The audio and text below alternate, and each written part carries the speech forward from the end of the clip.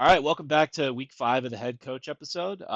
We missed our free agent episode this week. We were in mourning of Rashee Rice. Yanni, how are you feeling about Rashee Rice's knee exploding? Don't want to talk about it yet. All right, Not great. sounds all right, sounds good, brother. Let's just get into the games in that case, and I'll let you lead off. Yeah, man, I'm in a great mood to start this now. Okay. Buccaneers implied team total 21 points at the Falcons, implied team total 29 and a half. Uh, I was berating Ted with messages for 3 days after that injury, dude. That was horrible. Okay. For the Buccaneers, pretty straightforward. Mike Evans popped up with a little injury this week, but it looks like he's going to be good to go. And this is a really good secondary. I would temper your expectations, but you're still starting Evans and Godwin. And I think with how Baker's played, you have to start him too. I believe he's like the number 6 overall player in fantasy this year.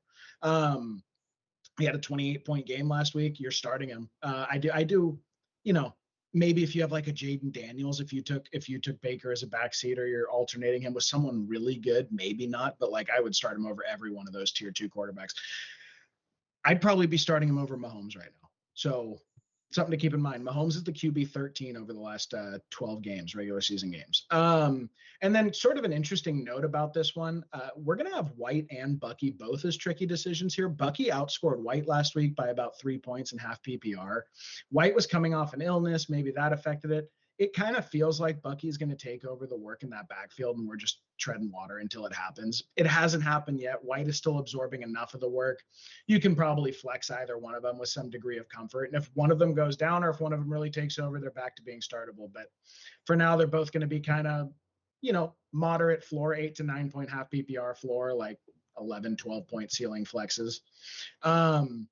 And then Kate Otten, it's just a good matchup. I think with tight ends getting injured, I saw him get picked up in like 20, 30% of my leagues this week. Sure, if you need to stream a tight end. Evans and Godwin should have their hands full with the corners. I think that was in anticipation of Evans getting hurt, though. And now that he's not, I don't know. You can probably find better options than Cade. For the Falcons, again, pretty straightforward. Bijan in London. I know Bijan came up with a hamstring. Looks like he's going to play. Probably a little bit of a decreased ceiling. He's ceding touches to Algier right now. I think that's not going to go away, to be very honest with you. Algier's averaging 6.1 yards per carry. He's done really well this year, actually. I think you just sort of have to understand that's going to be the case. We're going to sit him this week because of the Bucs rush defense. I don't think he's startable. He needs to be owned in all leagues. I would hope to God you're not in a league where he's not owned. But he is going to start to work his way into flex consideration if he takes like 40, 45% of the workload here, and especially if Bijan gets hurt. But he's a sit this week. Bijan and London are your starts. Cousins, you could stream him if you want to. It's not like a horrible stream or anything, but I would probably look elsewhere. And then Pitts, where you drafted him, you're probably starting him. If he puts up a couple more dud weeks, I believe he was dead last in the NFL in separation per route run for tight ends. His coach said, I don't care about statistics. Statistics are for losers. Statistics are what dictate all of their contracts. It's what dictates viewership. It's all sorts of, fair enough. He doesn't care. And then Mooney's been pretty good. It's pretty good. I think if you're down on some rosters, I'm down to my wide receiver 6 starting right now, or like my running back 5 or 6 starting. If you're decimated with injuries and you need to roll people out there, roll out Mooney. There are a bunch of other guys maybe in a little upper range. Like you could see rosters where he's your wide receiver 3 or 4. He has been good enough this year, but certainly if he's your wide receiver 4 or 5 and you need to turn to him, start him with confidence. He'll, give you a shot at 15 points, probably get you at least 6 or 8 of them. Yeah, only notes on this one. Cade Otten, I think I'm not anticipating a big game from him here, but with the landscape of the tight end position, right? Like it just is a lot of managers are scraping for any points they can get. And you're tying yourself to a pretty good passing offense, so I don't think it's a terrible shout. Kyle Pitts, yeah, it's rough out there. I was a Kyle Pitts believer this year. Not looking good. The ghost of Arthur Smith still haunts this team, apparently. We're a couple of duds, like Yanni said, away from having a weird decision about him. And then the only other thing I really have is if if Bijan Robinson misses this game, Tyler Algier straight into a start for me, even with Vita Vea and the stout Bucks rush defense. He's a good player. He's a good player. This is a team that wants to run the ball, help Kirk out. So feel free How to start nervous? him. How nervous are you about Bijan? Just generally. Well, I don't have him on any rosters. I didn't get him. I just, But I just, do you think he's never going to be that player that we imagined him to be? I think it's on the lookout, dude. I wonder about the next month. Like, he I averages mean, 11 in a game for the next month. I'm a total believer in the talent, right? Like I think Bijan is extremely talented, and if he was used in that way, yeah, yes, he could get there. I am a little bit concerned about just this year outlook. I think that the Falcons they just looked weird coming out of the gate, right? There was a lot of optimism coming into the year that Kirk was gonna, transform this offense. It was gonna be by far the best quarterback play all these guys have ever had, right? And by proxy, like it would just boost everyone's value through to the moon, right? Like Drake London was a second round pick this year. You can't feel good if you drafted him in the second round at this point. It might be just like not this year for Bijan. I just think temper expectations for now. I wouldn't rank him as a top three running back. I think he's an RB1. You're not ever taking him out of your lineup, but the dream of RB1 overall is dead, in my opinion. So, in a Which sense, I'm one worried about him. It's just you have to adjust your expectations, in my opinion. We're would you far take? enough into the year. Would you give up Kenneth Walker for Bijan? That's a tough one. I would Oh, that probably. makes me so happy to hear it. No, you don't even need to get going. Go to the next slide. Oh, All right. uh, All right, next we got the London game. The Jets are playing the Vikings. Yeah, I don't know what English stadium it's at, but who cares? The Jets implied team total is 19, and the Vikings have an implied team total of 21 and a half points. For the Jets, we're starting Brees Hall and Garrett Wilson. We are sitting Mike Williams, and we're tricky decisioning Rodgers, Tyler Conklin, and Alan Lazard. Then for the Vikings, this is pretty much the same thing every week, but we should see some changes soon. But we are starting JJ, we're starting Aaron Jones, we're sitting Jordan Addison, and we're tricky decisioning Darnold. So let's start with the Jets first. Coming off a terrible loss last week, they lost 10-9 to the Broncos. It was a monsoon. A lot of people like this would not, I think, be the game you'd watch unless you're specifically a fan of one of these two teams or you had like some fantasy implications that would make you watch this game. I would not panic about your Jets, guys. It was just a really weird game flow. Neither team could really move the ball, and the communication with Rodgers and the wide receivers was weird. I know people are kind of freaking out about Brees Hall and Braylon Allen, what that usage looks like. I don't think Braylon Allen's going to go away, but Brees is still a great player. He's still going to get the majority of the work here. In theory, this Vikings defense is very good, but don't worry about it. Still a top five start for me this week. Garrett Wilson. Now, people are saying he's not good at football anymore. It's been a sluggish start, but he would definitely be a buy low candidate for me. Go out there, pick at managers. I saw a take this week on Twitter that said, trade Garrett Wilson for Brian Thomas Jr. now. I like Brian Thomas Jr. I think he's a great pick if you drafted him, but Garrett Wilson is a no question to me. So there might be some managers that are thinking that Garrett Wilson's a bust at this point. Go pick at them. He's a great player. He will get it together. And then I guess for Rodgers, Conklin, Lazard, it was like I said, rough week for Rodgers last week, but I think he'll have success here. Brian Flores is the blitz master, but Aaron Rodgers is an old dog who's been in the league for a long time. I don't think that Brian Flores is going to surprise Aaron, right? Like Aaron's going to be able to diagnose what's going on, and in my opinion, deliver the ball accurately and well. And Lazard has that mind meld with him from Green Bay, so I would feel at least okay about it for Lazard. Like maybe flex Conklin again, just kind of like tight ends a wasteland, and he has been getting some looks. For the Vikings, Jordan Addison, we have him as a sit. I think this has got to be because of the defensive matchup, right, Yanni? Because like he kind of popped off last week, so I know a lot of managers who had stashed him on the bench are probably pretty excited to roll him out. Like, what was the thinking there? yes. Like, So I have 20% exposure to Addison actually. So like I love the player. I believe in the player. It's more just a low over under game. Should be a grindy kind of style of play. I don't imagine they're going to be chasing points in this game. I would be surprised if they're chasing points in the game. So I expect it to be just Aaron Jones getting a lot of work. I think it's going to be kind of a. I don't think they're going to take the shots they took. Addison had that really nice touchdown pass last week. He's maybe should have been more of a tricky decision. I just don't see these as being the types of matchups where he's going to go off. yeah, I'm fine with the sit this week. Stay tuned though, Jordan Addison managers. Pretty soon he will Yeah. be moving, I believe. And then Sam Yeah. Darnold, tricky decision. I get, I get he's been great for you so far. I get that there may be the temptation to throw him in your lineup.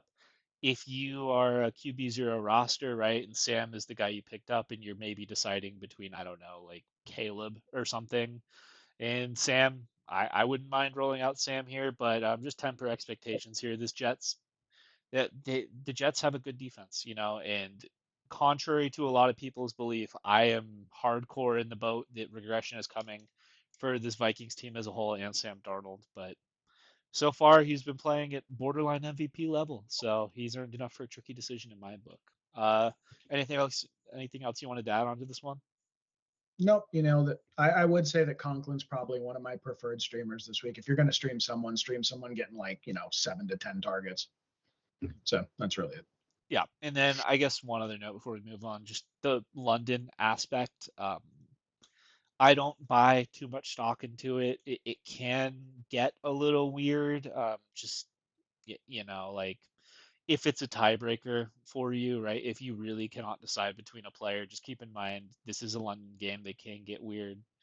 If it's a coin flip for you, maybe you choose another game to start your guys, but I don't mind it too much. Okay, absolute banger. Should be a really fun game. Ravens at the Bengals. Ravens with an implied team total of 25.5. Bengals with an implied team total of 23. For the Ravens, I know there's been some worry, right, about Flowers. He's not had a rough week or two. But for this game, he is a start. And so is Henry. So is Lamar. Henry, I believe, is the player number 3 overall on the year. That's including quarterbacks. I believe I checked that earlier this week. He's top 5. I don't remember where he is, but he's in the top 5.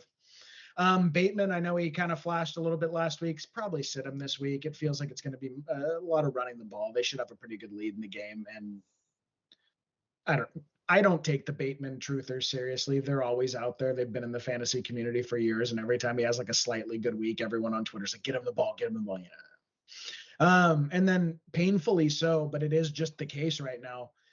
Andrews and Likely are both tricky decisions. Look, exact same thing with Pitts. Okay, you drafted a premium tight end. He's not living up to the ADP.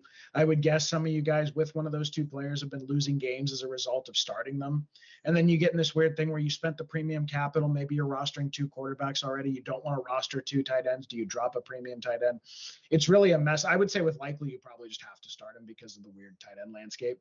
And with Andrews, you have to start him because of where you drafted him. But keep an eye on this as week goes on. If he keeps racking up zeros and Lamar's throwing like 16 to 18 times a game, you probably need to go hit the waiver. I couldn't do it this week, but I took a long, hard look at dropping him for Tucker Kraft, and I can't do it. And maybe that's a sunk cost fallacy, but I also think it's that the upside is clearly there in a premium offense to get the points. It's hard. They're tricky decisions this week, though. For the Bengals, Burrow and Chase, I hope you're never benching Burrow and Chase. I actually saw a lot of people bench Burrow this week. I mean, I guess tough matchup in a sense, right? But the Ravens defense hasn't been quite as sharp this year. It looks like they're missing Mike McDonald a little bit. I would start Burrow, man. They're going to be trailing a good amount this game. I think they're going to have to pass it a lot. I think he's looked way better the last 2 weeks. Looks a lot healthier to me, and obviously Jamar Chase goes along with him. Your only sits for the Bengals. I know people are excited about All Junior. He's getting a really nice targets per route run. He's getting a really nice route participation, and he's throwing really good blocks. He looks like a good football player, and I don't think that's an inappropriate take on it. I think he's maybe worth a bench stash if it's not going to affect your roster in any way, but none of them are startable yet. Gesicki, I think, had 0.6 last week. Just one of them has not broken away and gotten that role. If one of them does, we'll update our opinions. Gesicki's had a couple nice weeks this year when he was the guy who was featured. But for now, bench him, please. And then tricky decisions, Higgins, Yosivas, Moss, and Brown. 2 weird splits on their team in terms of usage. For fantasy, we like really concentrated offenses. You look for offenses that are running through 2 or 3 players. That's really ideal. It does not feel like that with the Bengals right now as far as their wide receiver 2 role. Higgins and Yosivas are kind of eating off each other's plates. If Higgins gets traded, Yosivas is a smash. If Yosivas takes a step back, which I don't think seems likely based on what the coaching staff says about him, Higgins will be a smash. But for now, they're both sort of in this deadlock where I think it's going to keep them to be like middling to high-end flex players. I don't see either one of them being weekly startable right now, and that's a real shame for Higgins for where you drafted him. It's a real come up for Yosivas if you got him off the waiver wire the last 2 weeks. Waiting for some clarity there. And sort of a weird similar thing with Moss and Brown. This was another thing me and Ted had gone back and forth a little bit about is, which one was the better draft pick at ADP. They had actually basically scrunched up next to each other at ADP this year. And certainly if you drafted Moss in the beginning of this year, I would guess Moss is one of the players most correlated with being in the top 6 or top 3 of your leagues right now. He's been like a low-end running back 1 in half PPR, extremely productive. He's actually looked really good, but in terms of yards per carry and in terms of rush yards over expectation, just like those efficiency, the football nerd metrics as we call them here, right? Brown has looked a little better. He has more juice. He's probably the more explosive player, but Moss isn't going anywhere. And at the minimum, I think for red zone work, you have to clearly put Moss in a delete, even though Chase did get a red zone touchdown last week. I believe he got 2 touchdowns last week. So again, we don't have clarity. We don't have concentration in the offense. It's a weird 50-50 split. I personally would be totally comfortable starting Moss in the current environment, and I would not be comfortable starting Brown unless my roster absolutely needed for it. I would, however, be maybe trying to buy Brown before he starts taking up even a little more of that work. And it's just the sort of thing you have to keep an eye on. They should be trailing a lot. Brown should get his targets this week. Moss should get his targets this week because he also gets targets. I actually think they're both reasonable flex plays. I'd love it if both of these situations, the wide receiver 2 and the running back, could break one way or the other. I'm not sure it will without an injury or a trade. I have a take on this backfield. It's kind of interesting. If you are a Chase Brown manager, you will have noticed last week that he actually did have a good game. I believe he went over 20 fantasy points. He got 2 touchdowns. At least my prognostication of this backfield is it is still a 70-30 to 60-40 split in favor of Zach Moss. And I would, I think that Chase Brown is the better player, but Zach Moss is more trusted by the team. And even if, sometimes the best, most talented player isn't always the best fantasy start. Another Yeah. theory that I heard this week, I don't know how much I take stock into it, but I think it's interesting enough to note. Is last week the Bengals played the Panthers, right? Who have like by far the worst pressure rate against a quarterback. There was at least a theory floating out there that Chase Brown got the 50-50 usage because they weren't asking him to block as much, right? So the coaches might have trusted him more out there, and in a game against the Ravens where there's more threat of a pass rush, that you might see more Zach Moss just because he's more trusted in pass blocking. I don't know. I think that Brown is fine is a tricky decision just based on the talent, and I believe they should probably be down this game. Their defense isn't very good, so you have the dump offs explosive potential there. Then Yep. for the Ravens, the only thing I want to mention here, it's the tight end thing. I get it. I get Andrews has been disgusting. I get people are out on him. I am not positive about that outlook at all. But just important to note, Lamar has dropped back 36 times total in the past 2 weeks. For reference, like Gino dropped back 56 times on Monday night, and Lamar is like 60% of that through 2 weeks. So I get the Andrews has goosed for you 2 weeks in a row. I would expect that when the Ravens can't just run the ball down teams' throats and do what they want to do and have to pass more, Andrews will be more involved. I get it's disgusting. I get he has looked bad. He had an awful drop on his only target, but don't drop him. Just don't drop him just in case. I think it's on the radar though, right? That's all I got on that one. All right, next we got my second team, the Carolina Panthers, going into Chicago to play the Bears. The Panthers have an implied team total of 19 points, and the Bears have an implied team total of 22.5 points. For the Panthers, we are starting Deontay Johnson and Chuba Hubbard, and we're tricky decisioning Andy Dalton and Xavier Legette. Then for the Bears, we are starting DJ Moore and DeAndre Swift. Welcome back, brother. I thought you might have been a bust, but good job last week. And then we're tricky decisioning Caleb, Roma Dunze, and Keenan Allen. So let's start on my second team side first, the Carolina Panthers. DJ and Chuba, I mean, they weren't sexy draft picks when you drafted them, right? Like they were going I was seeing DJ go anywhere between the 6th and 8th round of draft. Chuba was like in that round 10, 11, like, hey, I need to take a dart throw on a running back type of dude.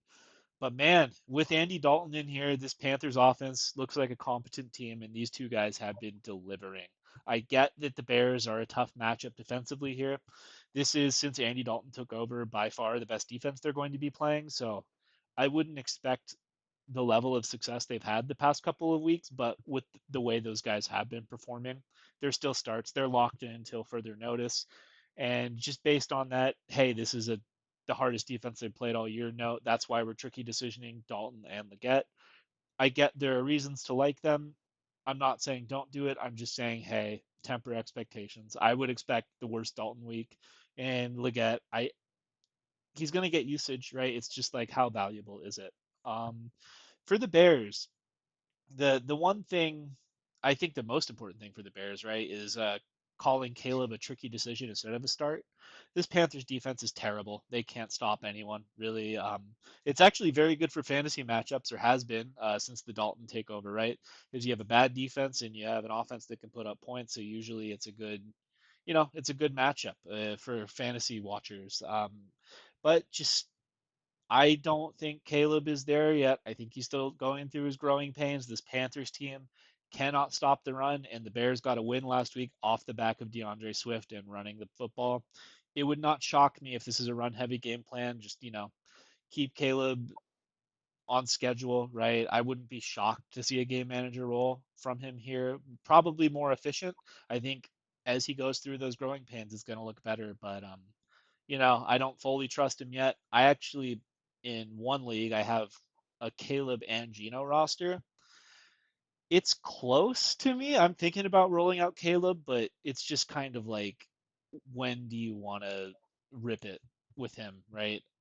It could be this week. It could be this week. If he explodes this week, then he'll probably be on starts and plus matchups going forward. But we felt like we had to tricky decision him here. Then, okay, so Rome Odunze is a tricky decision, and DJ Moore is a start. There is something to note here, though. A lot of Rome Odunze's usage has been eating into the X receiver role. If you're a DJ Moore manager, you're probably not thrilled with the output so far. There's been some weird body language from DJ Moore. He seems unhappy on the bench. There was a Twitter clip of him last week, like sitting on the bench all by himself. It's getting a little weird there, but I don't know. I just think Roma Dunze is a good player and is commanding some target volume. It hasn't been enough to call anything different right now to me, but I think it's worth watching. And then Keenan Allen's just kind of your classic safety blanket guy.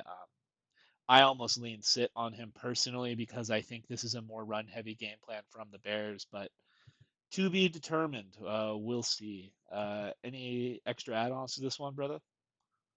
No, yeah, I mean, I would just say Keenan. It's more like with bye weeks and injuries, he's probably going to be flexible in a good amount of people's rosters. And I do still think DJ Moore is the receiver to own in Chicago. I think Odunze will come along, but I don't know. I saw DJ Moore on a lot of sell lists this week. I think that's a little premature. Yeah, We'll see. and there, I don't know. There's something to coming in the draft at the same time, right? Like Caleb and Rome are both top 10 picks in the same draft. Like there was no pre-existing chemistry with Caleb and DJ, right? And I Yeah. think part of like why DJ is at least seeming to be pissed right now is that like he was balling out with Fields last year, right? And then they go and flip him. It seems like if he's angry, that's what it is. He wanted to play with Fields. I don't know though. I think you're in a much better spot organizationally with Caleb, even though he hasn't gotten there yet. He's just a rookie going through his growing pains, right? Like not everyone can be Jaden Daniels and just ready to go right out the gate. But I have faith in Caleb. He's going to be a good Absolutely. quarterback. He'll be totally fine. Yeah. Okay, what should be an absolutely horrific game, and there's really not a whole lot to say here. You're going to have the Dolphins at 17 and a half points. The Patriots getting a point and a half at home on the Dolphins, 19 implied team total. We put Yuck and Yuck times 2 next to Hill and A-Chain. Horrible situation. I have a guy on each of these rosters that were, like 7-1 before these things hit. The offense is done. It's done without Tua. I'm sorry to Tua. I owe Tua truthers an apology on Twitter. I never like was a Tua hater, but I never thought he was like a driving force in what made their team what it was. You know, he had that Tua-non, that contingent of people online that would bash you if you said anything bad about him. It might add a point. Might add a point because wow. So it's this horrible situation where you drafted these guys. I mean, anywhere from pick 1 to 5 for Hill, and anywhere from pick like he went as low as 13 in some of my drafts, as high as like 25, 26 for A-Chain. You drafted them that high, you probably are starting them, and they do still have the upside, right? They could break a big play, both of those guys, but I really don't think until week 8 when Tua's back you can expect anything. We probably would have gotten into it this week on the buys and sells and whatever. That just needs to be said that Ted should get a lot of credit, man. He put A-Chain as a sell when he was averaging like 23 points a game, okay, week 2. And even if it was a result of Tua's injury, right, that was like a top 5 player he put on there and told people to sell. Tua is going to miss at least 4 weeks here. That's a quarter of the season that you might get a total of 15 points out of A-Chain when you could have sold him for anyone. You could have gotten Gibbs and then some for A-Chain. You could have gotten JT and then some for A-Chain, which were both things that Ted specifically called out. I don't really care what he comes back and looks like, or you know, if he gets injured, whatever. That was a really good call, man. Like I thought a lot about that. I had an A-Chain roster that I tried to shop him those 2 weeks, and I'm kind of upset I didn't. Right. You know, credit where credit's due. And then Waddle, same deal. It's fucking done, man. Waddle is not a startable player without Tua. It's just not. I don't know who I'm starting over him. I might start Leggett over Waddle this week. I'm there. I'm at that point. It's that bad. He's not startable. He's just not. If it gets confirmed that Tua's coming back week 8, or if you think there's a good, which I do think it's heading that way, maybe send some offers on him, but don't get him in your lineup this week. No way. They have an implied team total of 17.5 points. For the Patriots, you know, you see the chart, right? Ramondre was kind of their shining guy or whatever. It looks like he's now fumbled 4 games in a row. Gibson's eating into his workload. I would imagine Gibson gets more of the work this week. You cannot give Ramondre work if he's going to fumble every game. Had that hand injury, maybe that's part of it, but I don't think that's all of it. I think he's got some sort of mental block. They did pay him, right? So he's going to come back around into relevance at some point this year, but I don't think for the next few games he's going to be. And that means they're both tricky decisions, with the possibility that Ramondre slides into a sit and then kind of Gibson hangs out in that sort of tricky decision range. For now, we'll call them both sort of tricky decisions because the game script and the matchup should be very run friendly. And Henry too. Henry, again, tight end landscape's a mess. He's getting enough work, and you know, they're throwing the ball a little bit. He's always going to be in the mix. Polk is a sit this week because he's going to draw a tough corner matchup probably. However, the last 2 weeks, he has clearly broken out as what I think is their wide receiver 1. In terms of red zone usage, in terms of air yardage, in terms of first read target share. I think the running backs and the tight ends are always going to be used more, but in terms of their wide receiver core, I think he's the only one worth owning. I think he's getting a lot better. I actually think he made that catch in the game where Jair Brown came over from safety and they called him out because the ball was wiggling around out of bounds. I actually think that was a catch, and I think that was an amazing catch. He's got really good ball skills, man. The kid's really talented. He's really small and shifty. I would want him on rosters, and I want him maybe for later in the season. I just don't think this is the game when he's going to do very well. I would imagine New England's going to play defense and run the shit out of the ball. So, Yeah, that's my game. all fair points. So for this one, right? Like this is going to be a very, very gross game, and at least the past 2 weeks, right? The Patriots have been blown out to such a point where nothing matters on their team from fantasy, right? I think the Dolphins are going to be so bad in this one without Tua that our Patriots guys are kind of live. This would be a smash start for me for Ramondre if we didn't have the Gerard Mayo comments this week about the fumbling. And then Hunter Henry, believe it or not, leads the team in targets. Believe it or not, leads the team in targets. And if someone is going to score on the Patriots, if they're going to have passing success, I think Henry might be the guy this week. I have Laporta on buy in one league. I am rolling out Hunter Henry. I spent $1 fab trying to get Tucker Craft. I view them almost as equal this week. I could be crazy. Shout out Josh Norris. I'm a Hunter Henry believer, at least to some extent. Then for the Dolphins, I know we've said this the last 2 weeks. It's been kind of weird. Last week we recorded a little bit early, but I think we're on Mostert watch. I think we're on Mostert watch. I don't know if he's coming back this week, but if he comes back, we need to monitor the usage. We just need to. I want to see how involved he is in the running game, how involved A Chain is, what that split looks like. My guess is if you watch the Monday night game, A Chain had 10 carries, I believe, and Jalen Wright had 9. My guess is that's roughly what the split will look like, with maybe Wright earning 1 to 2 carries of his own. So just be looking at the usage. Even if the product is terrible, you're going to want to look at like snap count. You're going to want to look at the time on the field, how many routes run for A Chain, because that's going to be, I think, telling about what you might be able to expect when Tua comes back if Mostert is healthy. There's always the chance, like, we're Niners fans, right? We've always said Raheem Mostert is made of paper mache. We were selling him all last year. While he scored 21 touchdowns, it made us look dumb telling you to sell him, right? So that I get there's the argument that like Mostert is an outlier season or whatever, but this is Mike McDaniel, right? He goes back to the Niners with Mostert. I think he really likes the guy, and he's coming off a 21 touchdown year. I don't think, as long as health is permitting, I don't see him just getting completely phased out. And I think this is just going to continue to tank your A chain shares. I would. It's probably too late to sell him at this point. But I don't know, man. I don't know. Sorry, A chain owners. It was a good idea. All right, next we got what I think will be one of the games of the week. We got the Buffalo Bills going into Houston to play the Texans. The Bills have an implied team total of 24.5 points, and the Texans have an implied team total of 23 points. For the Bills, we're starting Josh Allen, James Cook, Khalil Shakir, and Dalton Kincaid. We are sitting Dawson Knox. Don't think about it. He's not a thing here. And then we're tricky decisioning Keon Coleman. Then for the Texans, we're starting CJ. We're starting Nico Collins. We're starting Diggs. We're starting Mixon if he plays, and we're tricky decisioning Tank Dell, Dr. Schultz, and then Cam Akers if Mixon cannot play. So we'll start with the Bills first. Allen and Cook at this point, it's self-explanatory. Those guys are studs. You're not taking them out of your lineup.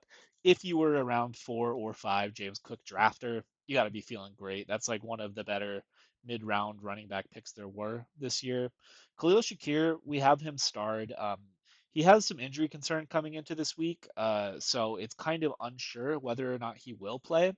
We're kind of planting a flag here that Khalil Shakir, as of right now, as of this moment, is the wide receiver one and the guy you want to start in Buffalo. If he is healthy, full blown start, I wouldn't value him in the top 24, but absolutely would be flex Yep. worthy in what could be a high scoring game. And then Keon Coleman, we threw him down there in tricky decision just because his production thus far has not been great. If Khalil Shakir misses, he almost goes into the start section, but I just don't think that the production has been there where we can say it with confidence. You can look at it as a flex option this week. Don't love it, don't hate it either. I like the kid. I think he'll come around, but yeah, it's important to say right now Shakir is the A side of those pass catchers. Then for the Texans, this is kind of an interesting one. So Tank Dell should be coming back this week. We tricky decisioned him just because his production hasn't been good so far this year, and it's going to be his first week back from injury. I would be a believer in all of these Texans pass catchers. I would want them all. It's exactly in order for me: Collins 1, Diggs 2, Dell 3. I'd be buying any of them at the right price. Don't give up on Dell. We get that it hasn't been there yet, but like the player, like the situation, it'll come around. Um, Mixon and Akers split. This one's interesting. So I think that the Ravens did something last week. They showed the entire league something last week. And this is a problem that Buffalo had last year, too. Buffalo is an undersized defense that has trouble stopping the run. So if a team can commit to the run with a solid running back, then they can be had on the ground. That's why we're putting Mixon as a start, because he's a good player. He's a little old. I didn't buy any of him this year. I kind of wish I had. I kind of thought he was done, but he's at least looked good so far. And if he plays, this is a great matchup for him. And then we have Akers as a tricky decision just because we like the matchup, but we don't like the player so much, right? So like the theory is there, but I don't know. Like if you have Cam Akers in a full time role against the Buffalo Bills and you have the option of like Chase Brown against the Ravens, I'm rolling Chase Brown there. But that's kind of per manager decision. And then I guess last thing I have on this is the Diggs revenge game. This is the second Diggs revenge game of the year. Would not be Yeah. shocked to see him be a focal point of the offense this week. More than Collins, that's a stretch. Nico just seems like the favorite here in this offense for the time being. Nico's a stud. I did not draft any of him. I evaluated all these pass catchers as the same player during drafts. I was wrong. Nico looks like top 5 or top 3 rest of season, but I would not be shocked to see a good Diggs game this week. You got anything on this one, Yanni? No, well, I mean, actually in a league me and Ted were in, I lost a championship the year I drafted Joe Mixon. Why? Because he had a Liz Frank that they kept saying was an ankle injury, and it dragged on for 10 weeks. They didn't put him on the IR. They had him practice, then not play, practice, then not play, practice, then not play. There is a belief that potentially he refractured his Liz Frank fracture in his foot. I do with that information what you will. I just think it's something really interesting to watch because to me, he looked so good in that system on that team the first week. It'll shift fantasy leagues and it'll shift the power structure of the NFL. I think if the difference between rolling Cam Akers out there and Joe Mixon is a canyon. So it's just sort of interesting, just something to keep an eye on. I really hope he goes this week. If he doesn't, I think there has to be real concern. The way that they fix that is they put a plate in your foot, and it can really affect your athletic viability down the road. If he re-injured that, serious storyline all of a sudden. Hey, Yep. that's all. Najee Harris had that happen. He had the breakout rookie For the year, same and then not the same player ever since. ever. And then one more question for you. If this is an extended injury for Mixon, do you view Dameon Pierce as any sort of a sizable upgrade from Cam Akers, or is it more of blah? So Pierce is horrific in the zone run. That's what ruined his value with them last year. People who drafted him last year, I believe you had him in our league, right? The Dameon Pierce draft. I think you had him, right? I Am I drafted tripping him about? in one league. It wasn't our league, though. Okay. Well, if you went through the Dameon Pierce experience last year, it was this really weird thing where he just didn't exist. All of a sudden, he can't run zone run schemes. He does power running, in between the tackles, I formation, that sort of thing. He cannot do the Shanahan scheme zone run. He's not the kind of runner. He's a way more talented player than Akers. I would much prefer him to Akers, but I wonder if they make an offer for someone like Mostert instead. If Mixon's really injured, I wonder if they go buy a cheap older running back. I wonder if they see if the Bengals would part with Zach Moss. He is built for that scheme. You see that sort of thing. I think feels more likely if Akers really goes down. That's how I think if Akers really goes down, they're trading for someone. But I prefer Pierce to Akers. Fair enough. All right. Okay, Colts at Jags. Interesting crossroads game just to kind of see whose season is completely toast. I think the loser here is just it's over, Johnny. It's done. So very interesting. Colts implied team total 22. Jags implied team total of 24.5. Looks like it's going to be a Joe Flacco start. That's how we treated it when we put these numbers out there. Michael Pittman drafters. You guys have dealt with a lot of pain this year, man. I actually was the first week I benched him. Was last week. Awesome. First week he had like 18 points in half PPR. He is getting a massive target share on the team. He's getting elite wide receiver 1 usage. He just was not getting catchable passes. That changed with Joe Flacco last week. That's why we saw him finally going off. It ruined my bet that I had on the Steelers, in my opinion, was the switch to quarterback. In that spirit, the Jaguars defense, especially on passing, is bad. I actually probably one of my favorite DFS stacks for this weekend is going to be Flacco and Pittman. They're both starts for us this week. It looks like Jonathan Taylor is going to miss almost positively. Mitchell, by the way, is a cheap DFS dart throw. Sit him in redraft leagues, but if you want to try, if you're a sicko, right, you like those $3,000 wide receivers, you could actually do a lot worse, I think, than Mitchell. He's getting open a lot. He just was not getting the ball when he was getting open. I like his odds a lot better with Flacco, but that is I'm talking like if you want to go really expensive on one player, balanced out with a cheap one, he's probably someone you could try. Downs caught the touchdown last week. Downs is actually a really good player. Every time he's on the field, I'm like, oh my God, he looks really good. Looks like he's going to take that Alec Pierce role off the table. I didn't see a whole lot of Alec Pierce production last week. So he's a tricky decision. I mean, 14 team, 16 team league. I think you could start him if you're streaming off the waiver. I mean, I'd hope you could do better than that, but he's certainly not dead in the water. And then Sermon, Sermon looks like he's going to start this week. The Jaguars' rush defense is actually not trash. The rest of the team is trash. The rush D is okay. And again, we're 49ers fans, man. We know the Trey Sermon experience. He is just not a particularly talented player. He has not looked particularly good when he's gotten in the game so far this year. I would assume that whoever the other backs they bring into the game are going to eat into his touches a little bit. They're not just going to feature Trey Sermon, I don't think. I know he's going to be a start on a lot of people's lists. I know he's probably going to end up working his way into your rosters in a lot of situations. Not a particularly talented player. I'm not sure how excited I would be about starting him. But if you have to, he'll probably get you there at some capacity. It's just about what. It's just about who you're starting him over. For the Jaguars, pretty straightforward, man. Brian Thomas Jr. is looking like a stud. And actually, surprisingly, last week, I believe it was either through last week or on last week, I don't know which, Christian Kirk led the NFL in separation and yards per route run as well. He's actually looking really good the last 2 weeks from both like a targets and a usage perspective.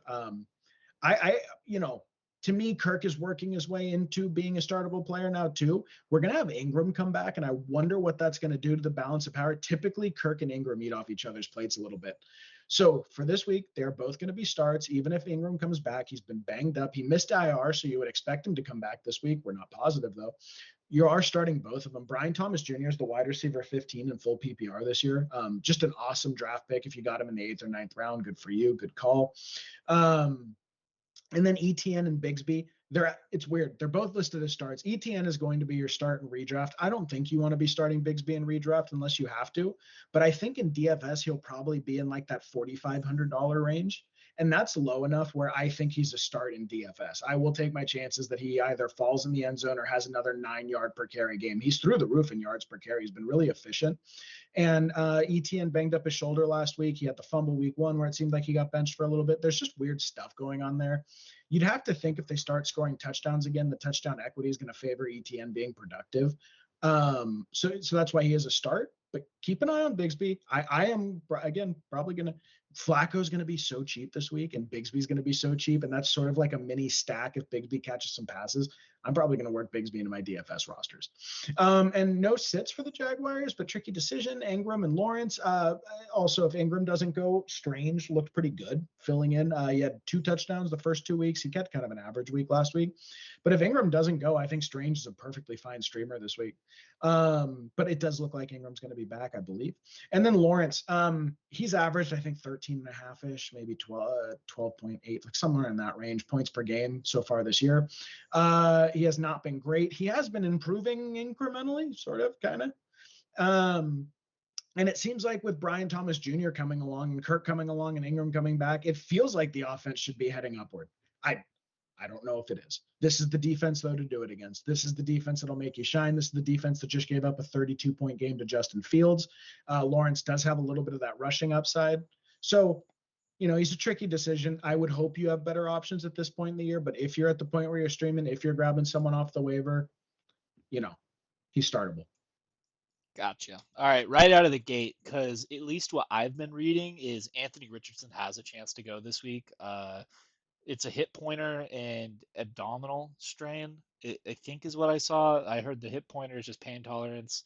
There is reason to believe he'll probably be held out this week, so I think it's more likely Flacco goes. But if Richardson is in the game, does that change your outlook on any of the Colts pass catchers? Are you still calling Pittman a start if Anthony Richardson is in? Pittman would drop to a tricky decision for me. I think he would for me too. Yeah.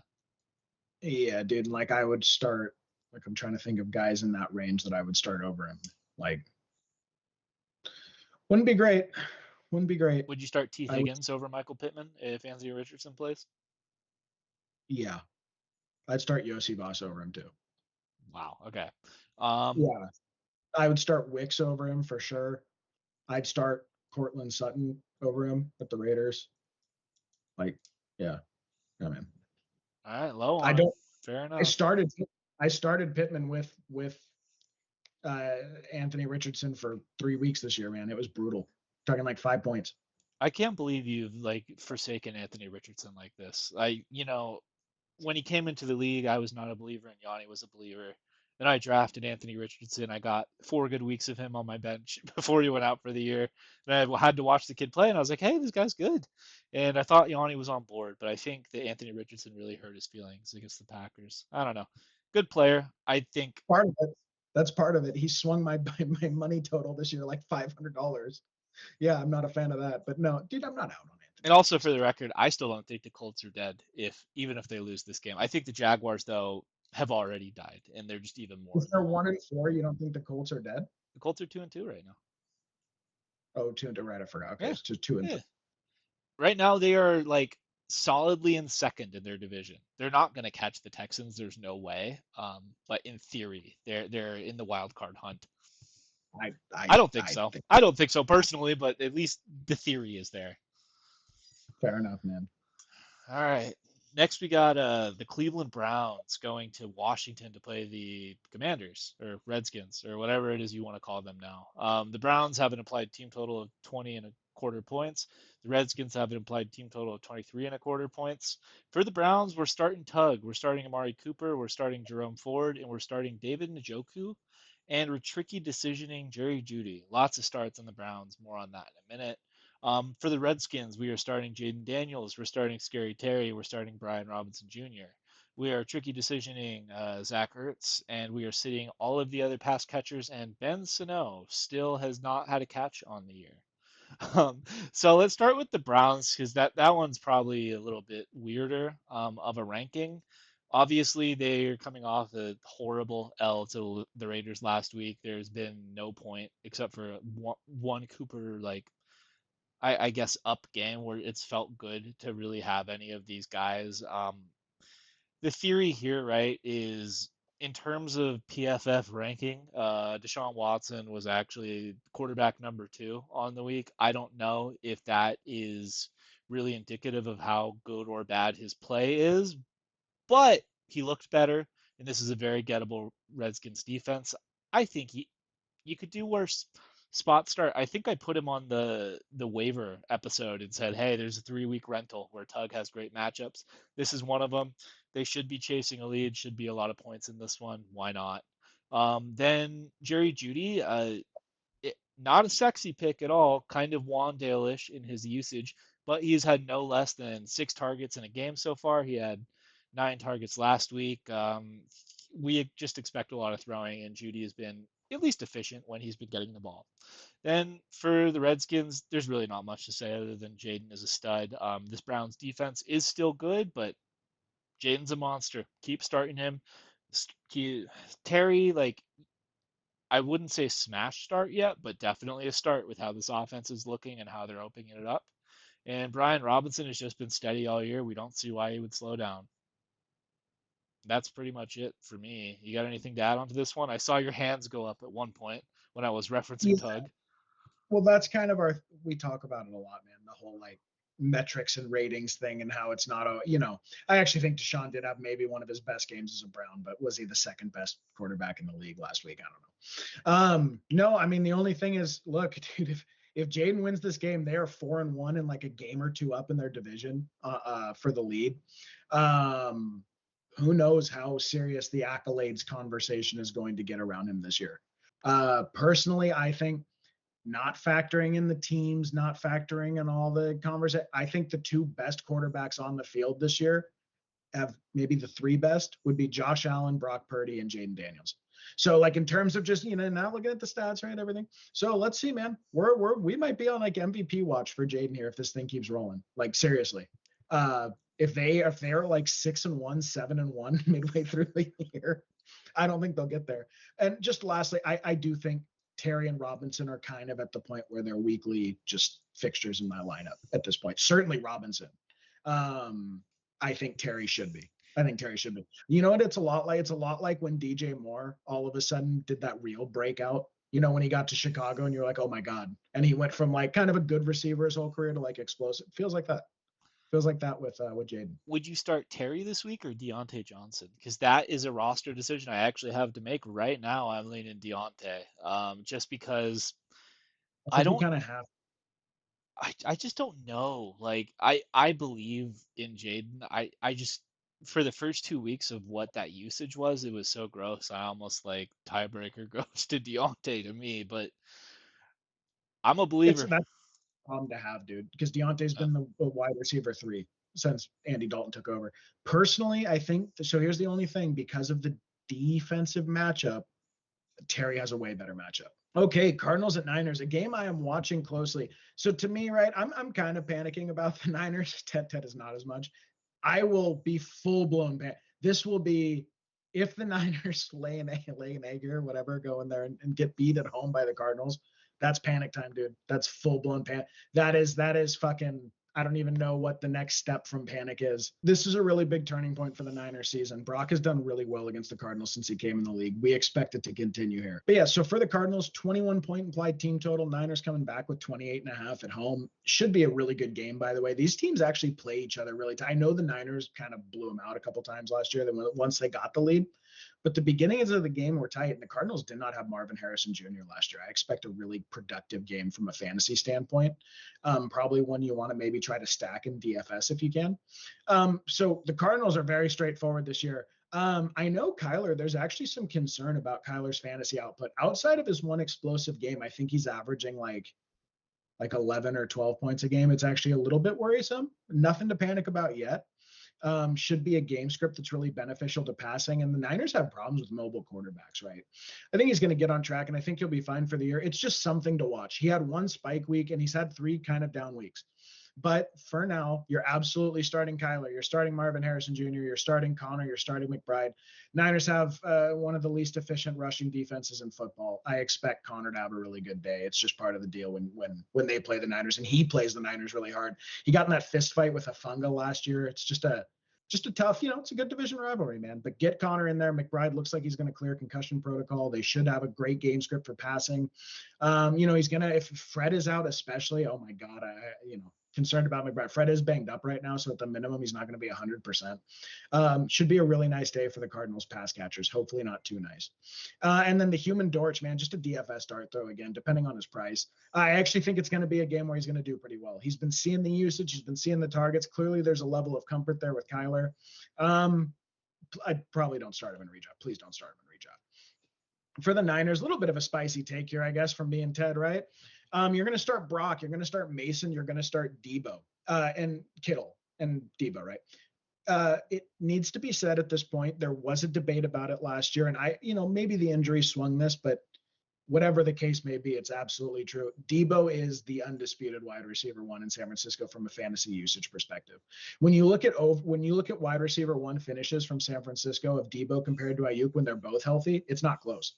And this year, even though Debo's been hurt, he's been more productive than Ayuk missing a game and a half or whatever, 2 games. That's just the way it is. They're in a different tier of fantasy production for now. Last year they were neck and neck. I think me and Ted had actually $100 season long bet on it, and I think they finished 7 points apart because Debo exploded in the second half of the season. Normally they're pretty close, and I understand why people would have them in the same tier. They are simply not this year, and unless Ayuk really comes around in a big way, I don't expect them to be moving forward, which is why we have Ayuk and Jennings as sort of tricky decisions. I know they've both been, Jennings has been really productive at times. I know Ayuk is a highly touted player, and he does look like he's coming back. His separation per route run's been way healthier the last few weeks. He finally made an Ayuk catch, that crazy 3rd down grab. And he finally had the Ayuk chunk play last week. That's what he does. He picks up 3rd downs, he gets chunk plays, and he makes clutch grabs. He's just not 100% yet. So for that reason, he is going to be a tricky decision. I am hoping this would be the week that we finally see him come back.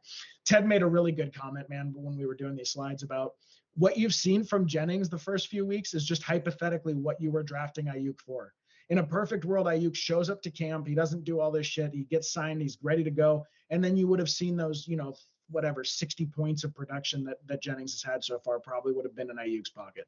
It's a tough break for his drafters. It's a tough break for the Niners. I think the Niners have been a fundamentally less effective team with all these stars banged up.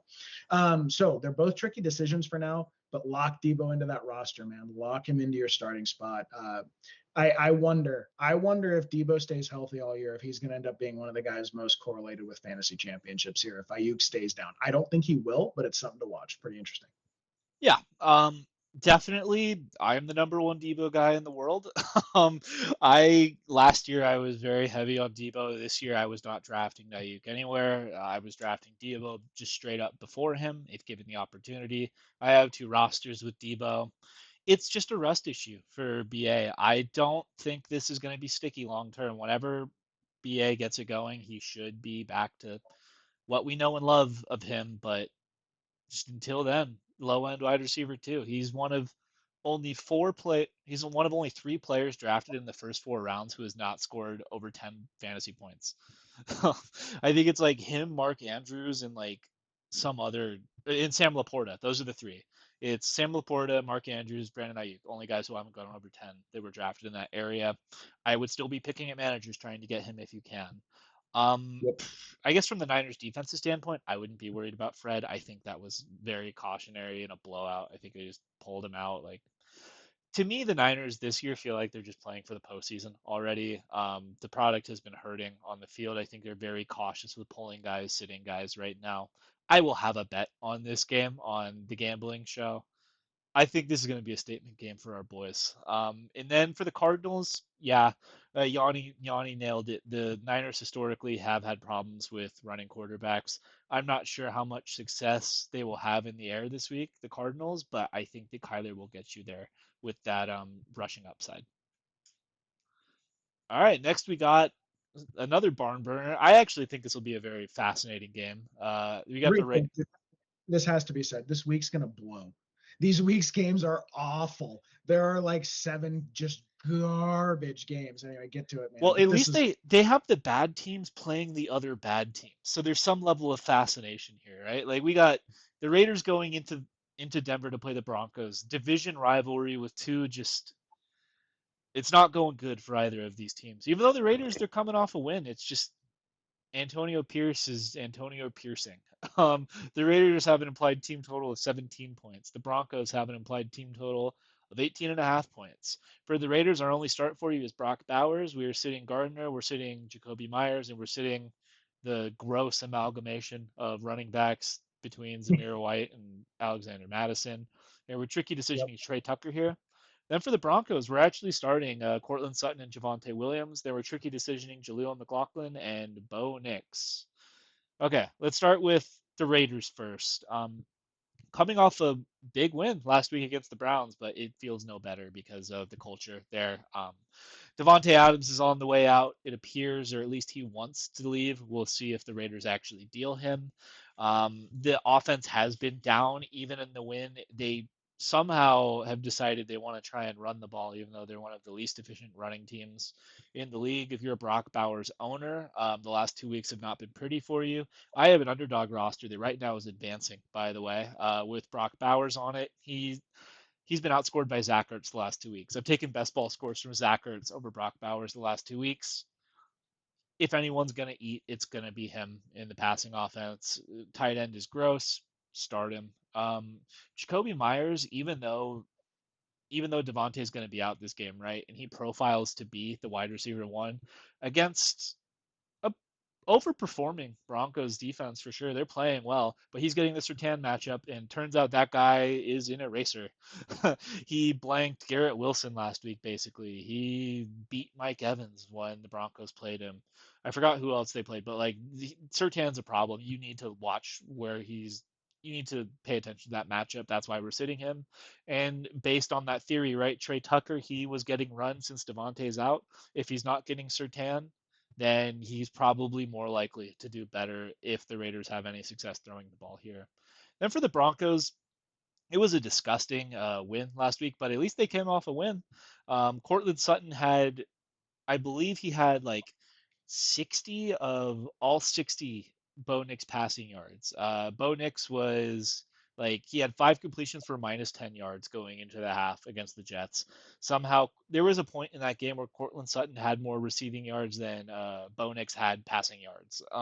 He's the only wide receiver worth anything right now in Denver. I'd like to see them give Marvin Mims some run. I think he's a good player. I think he's a talented player. They just won't use him for whatever reason. And then same theory with Javonte, right? He kind of came alive last week. He was one of the better players in that game. I don't love the talent at this point, but this is a gettable matchup. I think the Broncos are going to try and run the ball because I don't see Bo Nix airing it out here.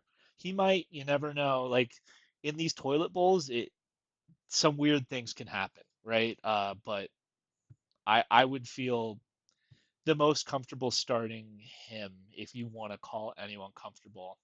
Jaleel McLaughlin, this is another tricky decision. I know that a lot of teams had drafted him and dropped him before last week. He actually did something last week. At least my theory with this Broncos team is that when they do what they want to do on offense, or at least play how they want to play, that Jaleel is going to have a role here. He is a good player. He is an electric player. It's just a matter of opportunity and how disgusting the offense is with the plus matchup.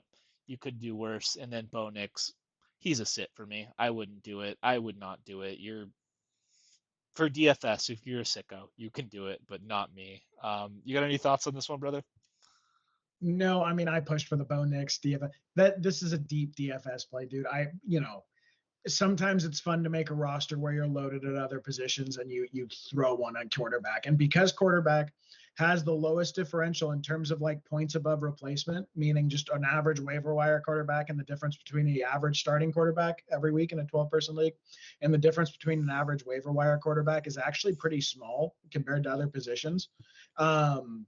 You want to go max out a roster and throw a cheap one. I think he's going to run a little bit. I think he's going to use his legs. And I think this defense is so bad that you maybe see Bo Nix's best game of the year. It's pretty deep play, dude. And that's I get it. Most people probably aren't. I want it on record. If Bo Nix has like a 24-point game, we told you. Yeah, let us know in the comments if you are doing daily fantasy and start Bo Nix. I'd be really fascinated to see if anybody actually does that. I wonder if he's going to be like $4,800, dude. Oh, two of your Okay. favorite teams coming up, dude. Yeah, so my second team, and then the team Ted gives me shit for because I kind of like their players, right? Giants at the Seahawks. Giants with an implied team total of 18.5, which feels a little low. Maybe Vegas is betting on Neighbors not going this week. Seahawks with an implied team total of 25. So on that note, Neighbors is listed as day-to-day, but he did not. So what you would expect, I was actually talking to Ted about this week. I believe it was about 19 out of 20 receivers that went in the concussion protocol, but had 10 days rest, which he had because of the Thursday night game, cleared it and played the next week, about 95%. Neighbors did not do that. And the concussion looked really bad, man. He was like out. And now he's listed as day-to-day, but was not participating today. You would have expected to see him participating today if he was certainly on track to play. We'll check it, take a look tomorrow. Tomorrow's Thursday this week. If he does not participate Thursday, he's almost certainly out. I think more likely than not, he's going to miss this week, unfortunately. We'll see. That's just the trend does not look good with him getting a DNP today. But he's obviously a start if he plays. Singletary, dealing with a groin injury, has DNP'd all week so far as well. If he plays, you're going to start him just because he's actually looked really solid. He's both in individual metrics and just overall production. But we'll see. More to come on that in a second with our tricky decision. And then Wandale and Dimes. Look, man, Dimes is like actually kind of flashing a little bit here from a fantasy perspective, from an individual statistics perspective. Probably much more a neighbor statistical run than a Danny Dimes statistical run. But it feels like the Seahawks will be able to put up a bunch of points. They'll be trailing all week. There are some rosters, man, 2 QB leagues or whatever, where you're probably going to want to get Dimes in as a start. And then Wandale's there simply because in full PPR, he's what they call a full PPR cheater. He games the system of how points are scored in full PPR. If you are getting volume like that, I think I saw a thing today that he has like a 37% red zone target share. He has like a 40% team target share. It's just absurd, the volume. It doesn't amount to much in yardage, but we're playing the game of fantasy. We're not playing a football game here. So he's a start this week. And then Tyrone Tracy with the little asterisk. If Singletary doesn't go, we're calling him a tricky decision. I think a lot of rosters, if you just need to stream a flex player this week, if you have guys on bye, they're going to end up rolling Tyrone Tracy. I prefer him over like Bucky Irving over White this week. I would start him over. I would... we'll get into it a little later. He's close to like even Najee for me. Maybe. I know that's probably a little bullish, but I actually think very highly of Tyron as a player, and Seattle's rush D sucks. but he's somewhere in that range, a low end flex to like a high end flex, somewhere in there. For the Seahawks, pretty straightforward, man. The big three on that roster: DK, Kenneth Walker, Geno Smith. And it's hilarious to call Geno Smith one of the big. I mean, his fantasy numbers this year have been really healthy, dude. I think you can comfortably start him as of now. If something changes with their passing metrics, maybe it was just the game flow demanded they pass so much and they'd really prefer to run more. And now that they have Kenneth Walker back, that's what they're going to do. But it looks like with Kenneth Walker back and healthy, the offense overall takes a step up. There's just more touchdowns to be had. There's more volume to be had in offensive production. So to me, this feels sticky with Geno.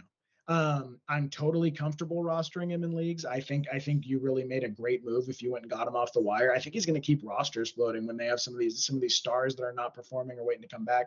So he's a start this week, and I don't see that going anywhere. And then JSN coming off a 12 target week, 2 weeks ago had a 16 target week, had a couple average games in between. We're kind of trying to figure out. Ted actually pointed out. So we have Lockett. Charbonnet's a sit too, right? We have Lockett as a sit this week, although he saw 9 targets and was actually pretty productive last week.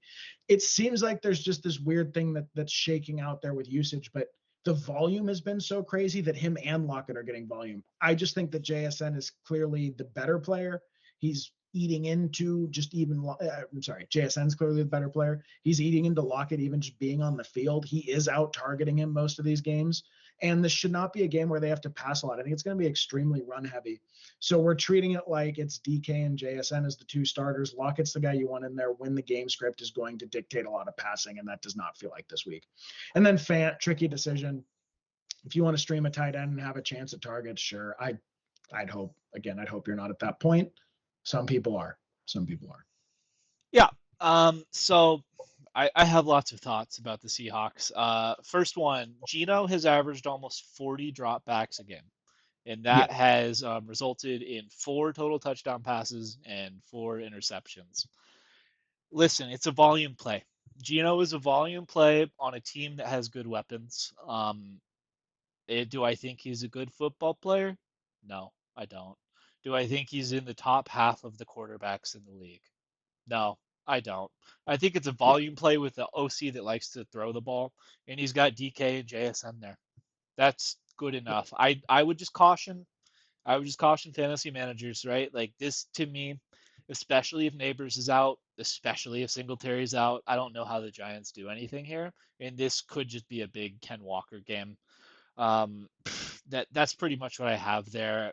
I would just temper expectations with Geno until he shows you more efficiency. Then for the Giants, question for Yanni: are you worried that Wandale will get clamped by Seattle's elite corners?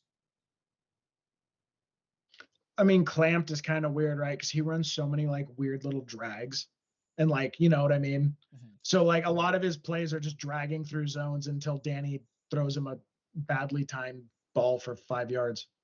So it's not like, I mean, if Neighbors is out, I'd still in full PPR, dude. I think Wandale's just gonna get 7 to 11 weird catches a game.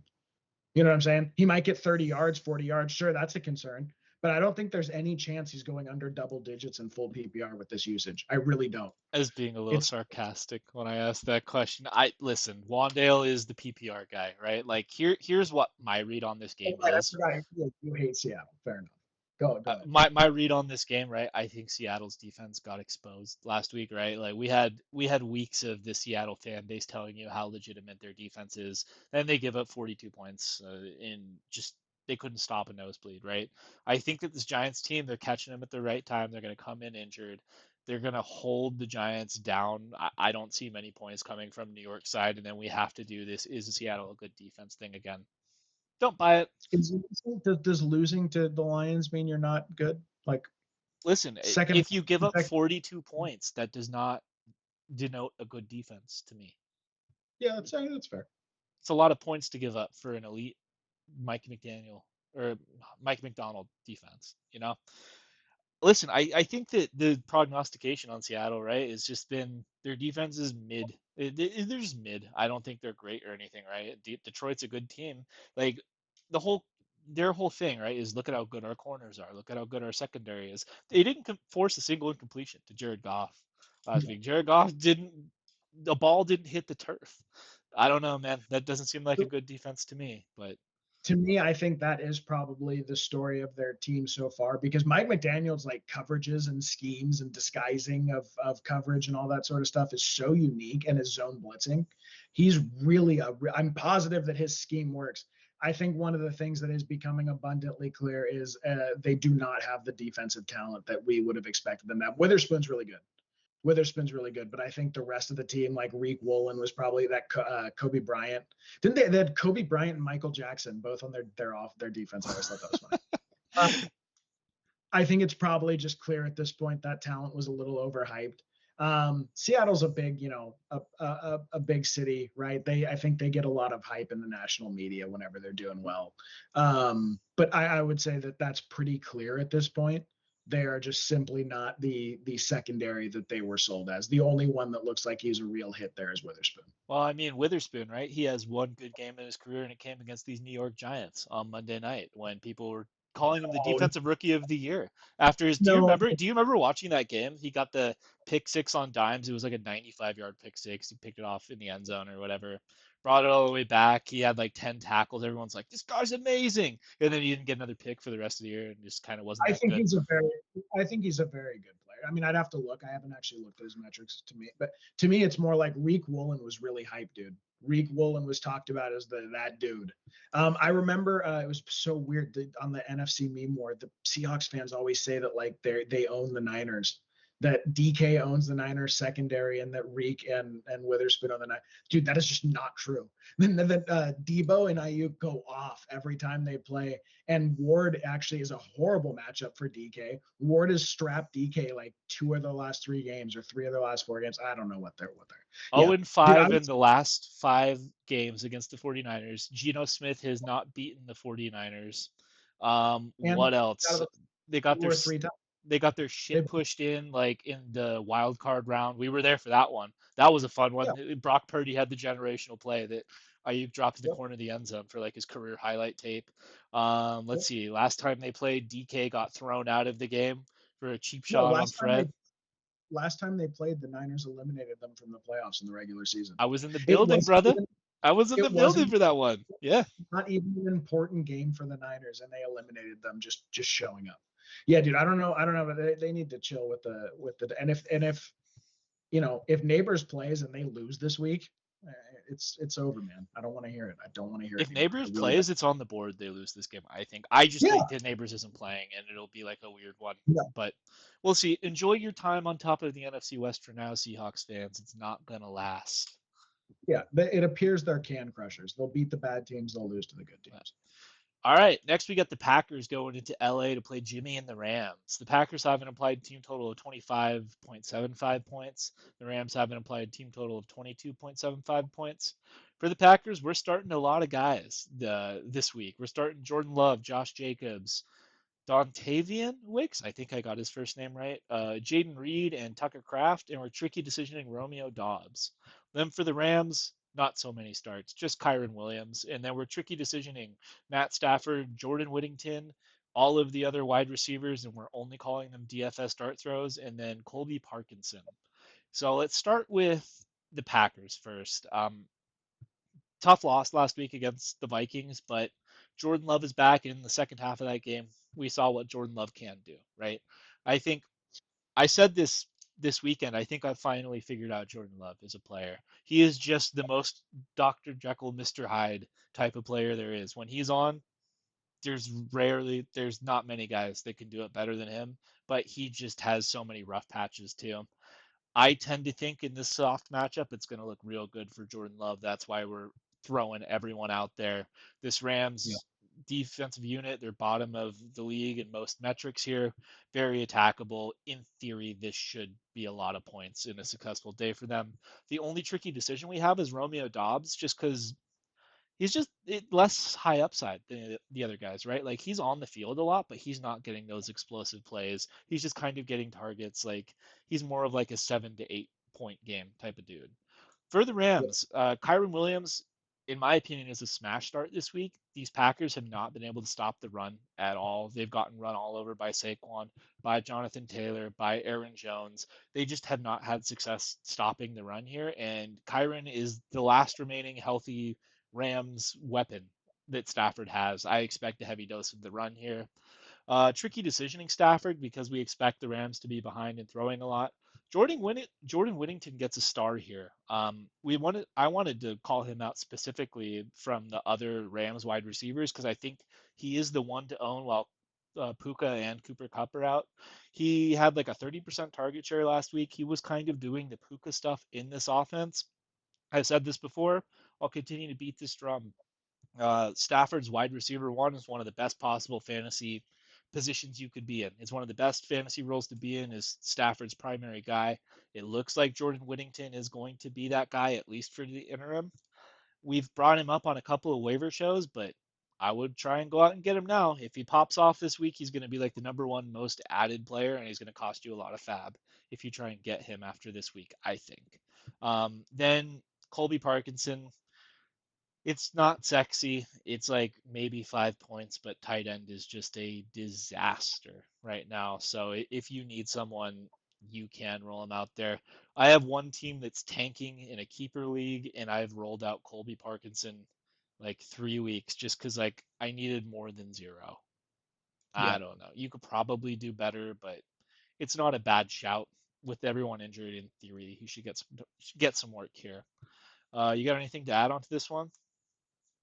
No, well, I always say no and then I say something. So I would say that Kyron right now is the number 9 overall player in fantasy, including quarterbacks. I expect him to expand on that this week. Just is what it is, man. He gets fed. He gets the vast majority of their touchdown equity. He's taking advantage of it when he gets the opportunities. It seems like the one thing they can do right now is give him the ball. Probably going to keep going. Then just Jordan Whittington. This was sort of one of my draft guys that I was a really big fan of, not even in the fantasy draft, just in the draft. Really unique player, played a few different positions. I just noticed like they're pulling this guy through the hole, dude, to like play as a fullback on some of these plays. Okay. When you talk about a Sean McVay, a Kyle Shanahan guy, these diverse players that are willing to be really physical, that act like a running back in some instances, a wide receiver in others. We're seeing the Jaden Reed role, the Deebo Samuel role. That we saw Stephon Diggs rush a touchdown in that offense in the Texans this week. Just I was seeing a murmurs or whatever. I'm really into the medical side of fantasy. I think it's important that like I was watching a doctor say he would not bring Puka back this year. He just wouldn't do it because you're risking an ACL tear and knee destabilization. I think there's a real concern of that, right? And if they're 1-6, 1-7 after their bye, and then Cooper Kupp, I don't know if Cooper Kupp can play more than a game or two at this point in his career straight. Last year, he had that massive drop off at the end of the year. This year, he got injured already. High ankles are traditionally one of the most depreciating injuries you can have for the rest of your fantasy season outlook. So, to me, when you're looking at these Rams wide receivers, I think there's one of them that has a chance to be a 12, 13, 15 point per game guy down the stretch in your leagues as a rookie when they're always getting better every game. That is how leagues are won. That is how fantasy leagues are won. Last year, if you were holding Rashee Rice, but from week 8 to 16, all of a sudden he exploded. The reason that everyone goes in on these rookies is because they tend to only get better as the year goes on and as vets get injured and dropped off. And right now, the only 2 guys ahead of him are injured. There's a very real chance that Jordan Whittington is sitting there with a 25 to 35% target share for the last 8 games this year. I would absolutely make sure he's not on your wires. I would get ahead of it this week. And if you need an emergency start, I'd roll him. Yep, 100%. And then I just have to throw this in because I refuse to come off this. I don't think Kyron Williams is a good football player, but sometimes the role is too important to fail. I think Yeah, it's a smash role. You just can't. Even if I don't like the player, he's gonna get all the work. He's a must start. he's inevitable, dude. Okay. Really interesting game from a betting perspective and a fantasy perspective. I'm actually really, really curious. I think we're going to learn a ton about these 2 teams after this game. And that is going to be the Cowboys at the Steelers. Cowboys with an implied team total of 21 points. Steelers with an implied team total of 22.5 at home. I'm not sure. I actually would be curious about the betting trends of Tomlin's record as a home favorite. I would imagine it's not as good as when he's an underdog. We'll see. But for the Cowboys are very straightforward this year in most respects. Dak, CD, Ferguson, start them every week. Dude, for tight end this year especially, And Ferguson, you expected a 2 to 3 week decline coming back from his MCL. He should just now be getting back to 100%. Ferguson, to me, as a Ferguson owner, you just know he's going to get the target volume. You're totally comfortable. Brandon Cooks now looks like he's going to be out 2 to 4 weeks, potentially even on IR. He got an infection from an injection in his knee before the game last week. So Ferguson, CD, Dax, firm starts. CD, you had your first ceiling week. Awesome all around. The one that's a little controversial, I suppose, is having Tolbert as a flat-out start this week. This is a good defense. They rush the quarterback. There are issues. Dak's passing volume has been right up there with Geno's this year. He is the third passer. Geno's actually the first passer in passing yards this season, each of them with 40, 50 more attempts than Purdy, by the way, who's in between them.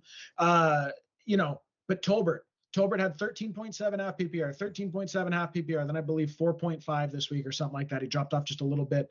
It looks like Dak and Tolbert are extremely comfortable with each other. And in terms of efficiency metrics and separation per route run, Tolbert is elite this year. He's actually an amazing route runner. And it looks like his athletic profile is really good when he's on the field. Like he's generating and creating separation. And Dak was noticing that. It fell off last week, but overall, dude, no Cooks in there. It might be wheels up for Tolbert here. We'll see. This is the sort of game where he should go off, right? No Cooks. He's been building trust with Dak. CD's going to draw the Joey Porter Jr. matchup, and Minka should be shading towards CD. For DFS especially, man, I love Tolbert this week. And again, another guy, if he's on your waivers, maybe get ahead of it a little bit, see if someone dropped him last week, get him on there. And then for the backfield with the Cowboys, again, I think Ted's read on this was probably right, that it's probably just a gross backfield you don't want really shares of. However, Zeke should not be on your roster. Dalvin never was on your roster. Dalvin's done as a football player. The little medicine ball video that got him got him back on the Cowboy. Remember someone said under that, players completely effed when they share videos of them tossing a medicine ball in the gym, not running anymore. Yeah. But and then Zeke, I dropped Zeke off all my rosters this week, man. I'm rostering guys like Trey Benson, Jaleel McLaughlin over Zeke right now. I went and got Alexander Madison over Zeke. Like I'm not holding him anymore, and neither should you. But Dowdle did have the first double-digit point game of the year for himself, and I believe Zeke had week one, and that was it for the Cowboys running backs this year. It looks like they figured out that Dowdle is their most athletic, most explosive back, and that they can pass to him a little bit. He's pretty good, man. He's like top 25 in tackle breaking metrics, yards per route run, yards per target, that sort of stuff that you sort of look for to say, like, if you get him the ball, he's going to do something with it. I don't know how much that's going to be worth in Dallas. Probably not a lot, but he should be rostered in all formats. In soft matchups, maybe you can start him if you have to. He's a tricky decision this week. The Steelers are a really good defense. It's just more that he's the most likely running back to fall in the end zone. If they do fall behind, he should get a few receptions. And he's just sort of on starter watch. That's the bigger point here. If he really takes over that workload, we can safely say, okay, that's the running back to own. Don't ever look at the other two again. And, make sure he's off your waivers. I think he was available in like 45% of Yahoo leagues this week, which is way too high. That should not be the case. The Steelers. Now, the good news, bad news with the Steelers, there has not been a lot of touchdown equity to be had. They're not getting the ball in the end zone, and they've been a pretty low-scoring team overall. That changed a little bit last week, but that is against a bottom-5 defense. So the good news, though, is they're extremely concentrated. This offense is ridiculously concentrated, and it is that Pickens is the main receiving weapon. Najee's getting all the carries. Fields is feeding him. Fields had like 310 yards and then 50 on the ground, 4 touchdowns last week. Probably more to do with game script, but it is noteworthy that he's been improving every week. And the last 2 weeks combined, I think he's been like the QB 3 or 4 overall, something like that. He should have I think he has like 51, 52 points the last 2 weeks. And a really soft schedule coming up. He should not be on wires in any of your leagues. So on that note, we are going to start Fields, Pickens, and Najee against this Cowboys defense that A, is going to require them to pass a lot, and B, has been soft against the run. It's starting to look like the Cowboys might just be a flat-out attackable matchup for teams. Maybe it's a little early to say that, but it's trending in that direction. I think I'm getting there. I thought they were an elite defense this year. Again, Ted has insisted for a month they're simply not. He said that before they looked bad. So, yeah. But I'm getting there. Warren looks like he'll be back this week. Don't start him. He's borderline droppable if he has another bad week. It looks like Arthur Smith prefers Cordero Patterson over him. I don't drop him yet. Absolutely don't. And if Najee goes down, you're going to regret that. I would just wait, see how it shakes out over the next week or two. But if Cordero is ahead of him in the depth chart and Najee's getting 20 plus touches a game, Warren is dead as a fantasy asset. The other fantasy wide receivers, don't roster them. Don't. Fields is not good enough to support multiple guys. I have my fingers crossed that my 2 or 3 pick and shares come around. And even then, it's not a guarantee. But he is getting all the work there. You don't want to be rostering or even considering any of these other guys. Your tricky decision, sort of tricky decision. Muth, he got the touchdown last week. You know, he's been on the field so much and running so many routes, but he has not gotten anything out of it really this year. One of the knocks on Justin Fields and Russell Wilson, for what it's worth, has been they don't see the middle of the field. They just don't. I know Kmet had some good years with Fields there, but it's a different situation. For whatever reason, it looks like they do not hit their progressions in such a way that they've either run before they get to the end of their progression or they're dumping off to a running back. For whatever reason, Muth has been weird this year. But I think with the way tight end is, I think you're probably starting him in a lot of leagues. And at least there's some chance he's going to get a touchdown. At least, you know, he's going to have a really robust route participation. He's going to run tons of routes. And we do know he's a productive player if he gets the touches. So tricky decision on Muth. Yeah. First of all, I would like to congratulate the Pittsburgh Steelers for scoring 3 touchdowns last week that matched their season total. So shouts out to you guys. Wasn't 4? Am I getting that wrong? 3. But I think yeah, he rushed for 2 and passed for 1, I think. Yeah. No, 6 total on the year, 3 last week. So congratulations to you guys for having a multi-touchdown game. That was awesome. I'm proud of you guys.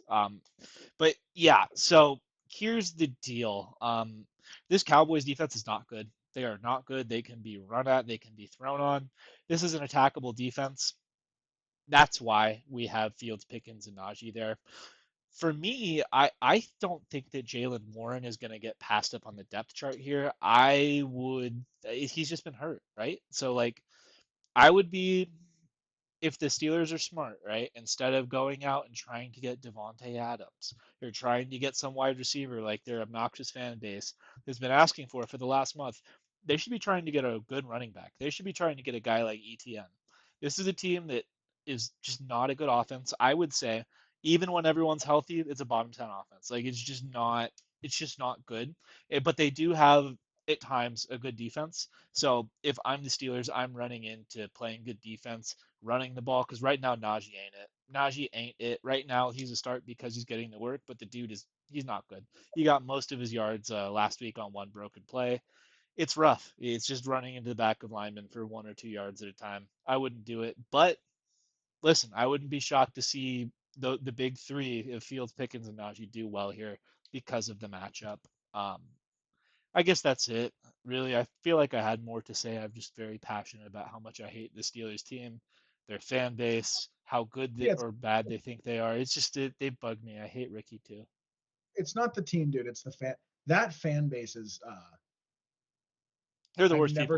They're the worst people in the world. Well, again, I don't even know if they're the worst. No, the worst people are Philadelphia and Oakland. Those are bad people. That's not the same. It's not the same. Like, they're not like scum. They're like, blue collar working class people. They're obnoxious is what it is. They're like the I don't even know, those dudes that are grabbing each other at the bar, the dart league kind of guys. They're like that. I've just never, dude, the way that they interact on social media is very unique, and it's really annoying. They are so delusional about their team and where they're at. Right now, they honestly think that Justin Fields is a better quarterback than Patrick Mahomes. They honestly think they're going to get Devontae Adams, and they're a wide receiver away from competing. And I'm going to be honest with you, Chief. Like, bro, the Steelers fan base, they're up there with the Seahawks. Those are the 2 fan bases I cannot stand the most. And having to hear them all week, because both of them started out 3-0, right? They were both the fraud teams. And having these fans like victory lap their terrible opponents, it was insufferable. I cannot wait for the regression. It's already started to come. Dude, not just all week. They were putting out that clip of Ayuk getting speared on the lateral to end the Rams game, going, "You could have been here, bro. You could have been part of this thing. You could have been part of this culture of this winning." Dude, first of all, you've won one more game than the Niners. Second of all, you have not won a significant playoff game in what, like 12 years, 15 years. And again, I don't talk shit. Like, I don't like people who talk shit like they're the ones achieving for their team on the field. Like, I'm not the 49ers. Those aren't my achievements. Those are, real men. I'm just a fatty that sits on his couch and cheers for him, right? But like the Steelers fans talk shit like they are out there strapped up, dude. Steelers fans talk like they're at their little breakfast table saying bye to their wife in the pads, and they have the helmet on the table, like eating their bran flakes before they drive to the stadium in the morning. They really do. They speak like that, dude. The Pittsburgh Steelers' measure of success is being no worse than a 500 football team. Yes, and Enjoy then and that. then they'll Enjoy your right. mid team. Like, seriously, fuck you guys. Fuck And you I get guys. it. I And hate you. If you're a I Steelers fan get that watches this show, stop. I don't like you. Go away. and I get, well, you're a little aggressive, but fair enough. Look, they won a Super Bowl more recently than the Niners did. If you want to say that, well, we've been a better team than your team since whatever 2006 when they won 2005. I kind of think that's a fair rule. If you want to say the team that won the more recent Super Bowls, the better franchise overall, but like to compare the Shanahan era 49ers to the Steelers in that time, and If to trash Ayuk for choosing to stay there when Ayuk's probably in all likelihood playing in the NFC Championship this year. Dude, it's if you take a cross section, right? If you take your average 49ers fan and you take the average Steelers fan, the average 49ers fan is the most overly critical person of their team Yeah, in the world. Like, it was the end of the world when they blew that game against the Rams. yeah. People are panicking, we're just done with it, right? Like, you hear fans like, "Oh my God, we're not even going to make the playoffs, we're going to lose the division." Like, it's doom and gloom constantly for 49ers fans all the time. In these Pittsburgh fans, they're just so dumb and happy. And I mean, great for them, but I hate you guys. You're so dumb. You're not smart football fans. Again, I hate you. I don't hate them. I resent them. Like I don't appreciate the way that they fucking speak on social media. It really, I believe the phrase a young person would use is out of pocket. They are out of pocket with how they address people on social media, man. Um, yeah, Okay, we need to move on. Otherwise, this will just turn into the Pittsburgh Steelers trashing podcast. maybe it needs its own episode someday. All right. Next, we have the Saints going into Kansas City to play the Chiefs. The Saints have an implied team total of 19 points, and the Chiefs have an implied team total of 22 points. For the Saints, we're starting Chris Olave, Alvin Kamara, and Rashid Shaheed, and we're sitting Derek Carr and Taysom Hill. For the Chiefs, we're starting Xavier Worthy and Travis Kelsey. We are tricky decisioning Kareem Hunt, Juju Smith-Schuster. Welcome back. I'm shocked to even see you on a slide at this point. Justin Watson and Patrick Mahomes. Officially tricky decision, and sitting all the other running backs. So we'll start with Kansas City first because there's more stuff going on here, right? I believe 2 weeks ago, Yanni asked me, we were talking about Jaden Daniels, and he goes, well, who are your top 5 fantasy quarterbacks, or who would you rather have as a fantasy quarterback than Jaden Daniels right now? Mahomes is almost number one on my list. Yanni had some back and forth with me about why he thought Jaden Daniels might be better. Listen, man, without Rashee Rice in there, with Travis Kelsey looking like a 45-year-old man at this point who just kind of gets up for the big games, and at this point your primary wide receiver is Juju Smith-Schuster, who you signed off the street. It's dire straits for these Chiefs. It is literally Mahomes go out there and make these bums do something on offense. I think the entire outlook of this Chiefs team has changed offensively now. I don't like Pacheco as a player, but he's got more juice than Kareem Hunt, who just got signed off the street 2 weeks ago, right? Like, it's going to be, they're a defensive team now. We're there. This is a good defensive ball club. They're going to be playing a lot more like the Steelers than the Kansas City Chiefs we're used to seeing. Xavier Worthy, he's a start right now. Like, listen, he's explosive. He's been used as a gadget player.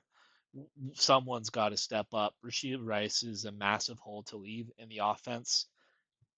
It could be Worthy. It could be Worthy. If he is a good enough player and he can step up to be a consistent piece of this offense that's more than just like a explosive every once in a while guy, he's going to have to do it, and you couldn't be attached to a better quarterback. And then Kelsey, even though he's at his B or C level at this point, his best days are behind him, but Mahomes needs him. He's going to start working that underneath middle of the field type of stuff. because I don't know how the Chiefs score otherwise, unless Juju goes for like 100 yards and a couple touchdowns, which don't see it. The Saints here, they have a tough matchup. This Chiefs defense is great. They're a great defense. I have them like rostered in 3 leagues. They were just sitting there in the last round of every fantasy draft. It's why I constantly say don't draft your defense like early. Just wait to the last 2 rounds. There's almost always value there. We're starting Olave and Rashid Shaheed. Basically, they're the two wide receivers who are on the field at all times. Olave is kind of disappointed. Shaheed has kind of performed above expectations, except for his random goose against Philly week 3. I still like Olave more, but right now the usage is almost a split. They both deserve to be starts, even though I don't see this being a huge offensive output from the Saints here. Same with Kamara. I think he's still the fantasy running back 1 right now. Kamara's had a great season. It's going to be tough sledding here if the Saints can't like be balanced on offense. But we'll see. And Taysom Hill, he scored 2 touchdowns last week, and then went out injured. There's questions about whether or not he even plays this week. He's a 35-year-old guy who they're just running up the middle like a fullback in the red zone. It's going to catch up to him eventually, and this is a tough matchup. No, thank you. And then the theory with Carr, it's just he's turned back into a pumpkin the last 2 weeks. I know it was exciting the first 2 weeks. Clint Kubiak was already being considered for head coaching roles after 2 games. Turns out Derek Carr has his flaws. Can he be good sometimes? Yep, absolutely. Not against this Chiefs defense, though. You got anything you want to add on to this one, brother? No, well, God, I always say that. Not in particular. Shaheed's actually been really good 3 of the 4 games this year. He had a dud game, but he's been like a wide receiver 1 the other 2 games. I don't know if he's going to get behind the defense in this one. No. No, that's kind of the big one. I think Hunt is clearly the running back to own in Kansas City. I know it's just been 1 game. Steele can't hold on to the ball, and Perrin, they clearly just don't want to feed. So, like, I dropped Perrin this week wherever I could. And then Juju has some run with Mahomes. It looks like he's going to be their slot receiver. And at the minimum, that's like a stable role where he's going to see enough volume. I probably, outside of Worthy, he's the one I would roster. I know they said they're going to get Watson the ball more, and I saw him getting picked up in leagues. I probably prefer Juju. Yeah, that's really it. Worthy. So my concern with Worthy is his size. He's like in the 170s in the draft, 180s. I think clearly he's talented enough, and he's going to have the explosive plays. I also think, if you can convince like a Devontae Smith owner that Worthy's going to be the Rashee Rice producer, he's going to produce on that level, maybe just flip him for someone in that range instead of taking the risk yourself. No. But that's it. Expect him to be good without Rice. All right, and I think is this Monday night? Is that it? Yeah. All right, that's going to do it for us this week. If you made it through the whole video, thank you. Please like, subscribe, leave a comment. It helps out the channel. Our question of the week was it was the Bo Nix DFS one. Let us know if you're a sicko who has a DraftKings Bo Nix lineup. And we will catch you on Friday for the gambling episode. Thanks, guys.